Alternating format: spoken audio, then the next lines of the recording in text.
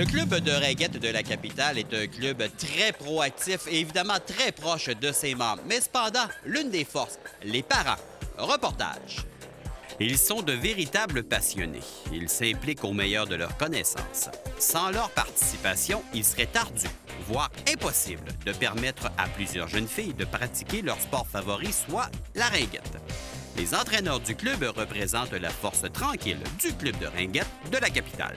Je suis un entraîneur qui essaye de voir le plus possible le jeu. J'essaie de trouver les meilleures solutions, s'adapter à l'autre équipe le plus possible, essayer de trouver des stratégies pour contrer l'adversaire le maximum, puis que les filles donnent tout le temps leur 100 face à ces situations-là. On commence dès la première période, puis on arrête à la fin de la deuxième période. On travaille tout le temps au maximum. OK, c'est pas long un match de ringuette, c'est 50 minutes, vous jouez peut-être 20 minutes en tout, même pas. Fait que donnez-vous à 100 tout le temps. Pour les gens qui connaissent un peu moins la ringuette devient un sport quand même très stratégique de par certaines réglementations spéciales. Oui, effectivement, c'est quand même... Il y a beaucoup de règlements, OK? Il y a beaucoup de lignes de jeu à respecter.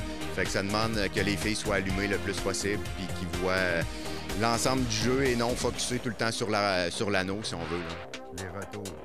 Tu sais quoi faire, Laurence? OK? Laurence a fait un bel exemple hier. Elle a lancé au but, la gardienne lui a redonné l'anneau. Laurence est repartie de reculons au lieu de partir d'avant à chercher l'anneau. OK? On fonce la gardienne, on ne sait jamais. Elle peut peut-être venir pour la ramasser, l'échapper, en dehors du cercle ou quoi que ce soit. Un coach qui encourage beaucoup derrière le banc? Continuellement. C'est le secret de la réussite. Tout le temps, les encouragements, tout le temps. Il faut tout le temps les motiver, tout le temps les encourager pour avoir les meilleures performances possibles. Souvent, on retrouve des parents contribuant à la vie d'une association sportive. Le club de ringuette de la capitale ne fait pas exception à la règle. C'est sûr que c'est un travail qui est pas facile, hein?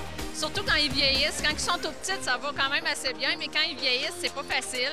Je pense que notre rôle, tout d'abord, c'est d'encourager notre enfant, de le soutenir dans ses bons, dans ses mauvaises journées aussi, même dans le fond, dans ses bons et mauvais matchs, dans ses mauvaises parties. Je crois que c'est d'appuyer aussi l'entraîneur dans toutes les décisions qu'un entraîneur peut prendre, qu'on soit d'accord ou pas avec les décisions qu'un entraîneur prenne. Je pense que le parent se doit quand même d'appuyer les décisions qui sont prises pour que ce soit le plus constructif possible pour chaque fille durant l'année, durant la saison. On ne trouve pas jamais le dos au jeu. Ouais. C'est dur, ça, c'est difficile. Il faut toujours regarder le jeu. Il faut toujours savoir est où ma fille et est où l'anneau. Si je perds un des deux, je me mets dans le trouble. Par ailleurs, un sport comme la ringuette permet d'apporter un bel encadrement aux jeunes filles qui débutent ce sport. Une belle manière offrant un éducatif et débuter sur de solides bases. Aujourd'hui, je suis sur la glace avec les petites moustiques, parce que ce qu'il faut comprendre dans la catégorie moustiques, ils sont âgés de 5 ans à 7 ans. Dans cette catégorie-là, les entraîneurs peuvent être sur la glace pour les positionner, pour leur dire quoi faire, puis corriger les petites erreurs, petites lacunes qu'ils pourraient faire. Suis l'anneau, Mégane. Oui, super. Elle est bonne, Bianca, va chercher. Oui, patine, pèse sur ton bâton. On se relève. Vas-y, Alexia, go!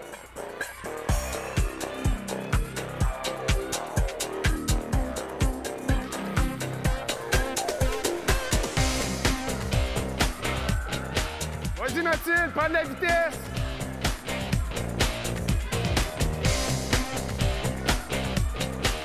Va changer, Bianca, va changer. Vite, patine vite, Bianca, patine vite. C'est le fun de voir quand même que les filles sont bien encadrées, d'avoir une présence sur la patinoire. Oui, c'est important à cet âge-là d'être bien encadré parce que si on les tirerait, excusez l'expression, comme ça sur la glace, ils ne sauraient pas trop où aller se placer, même si on a eu plusieurs pratiques. Fait que c'est ça qui est le fun. Là. Comme ça les rassure en même temps, ça leur donne confiance pour le jeu. Fait que c'est pour ça qu'on leur dit où se positionner, quoi faire, puis tout. Puis, c'est notre rôle, de bien les encadrer pour bien les partir, pour qu'éventuellement, quand ils vont monter de catégorie, bien, la base va être bien ancrée. Justine, oublie pas que tu joues à la défense, hein? Les défenseurs, c'est eux qui s'occupent de venir surveiller le gardien de but. Faut que tu patines vite pour récupérer l'anneau. Va pas trop loin. On s'en va là-bas, c'est nous autres que l'anneau. Hey, les bleus, on s'en va là-bas, c'est nous autres que l'anneau. Mathilde, va prendre la mise au jeu. Rose, va dans le coin. Va te placer dans le coin. Justine, approche-toi. Marilou, regarde le jeu. Va te mettre devant le filet.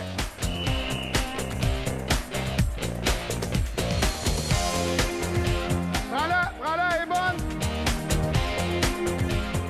L'une des qualités retrouvées lorsqu'on œuvre avec les plus jeunes reposent sur le fait que l'on doit répéter régulièrement. À cet âge-là, 5 à 7 ans, on répète beaucoup. C'est pour ça qu'on sert du 10-15 minutes avant les matchs pour tout réexpliquer pas les règlements, les jeux de position. Puis sur le banc, on fait encore la même chose sur la glace. C'est beaucoup de répétitions. Là, je vous dirais que plus la saison avance, on est rendu en décembre, là, on voit qu'il y en a qui, les plus vieilles, ont acquis déjà les choses, ça va bien. C'est les plus petites, sur les premières années, ben, eux autres, il faut répéter souvent. Par contre, des fois, les plus vieilles, il faut leur rappeler aussi la petite base du jeu d'équipe, ces choses-là. Mais oui, c'est la répétition. Tu fais des belles choses, par exemple. Tu essaies le style papillon. N'oublie pas, quand le jeu il va d'un côté, il faut que tu colles ton poteau. Après ça, tu changes, hein? C'est beau? T'es capable de faire ça? Super. Vas-y, Marie-Lou! Vas-y! Vas-y!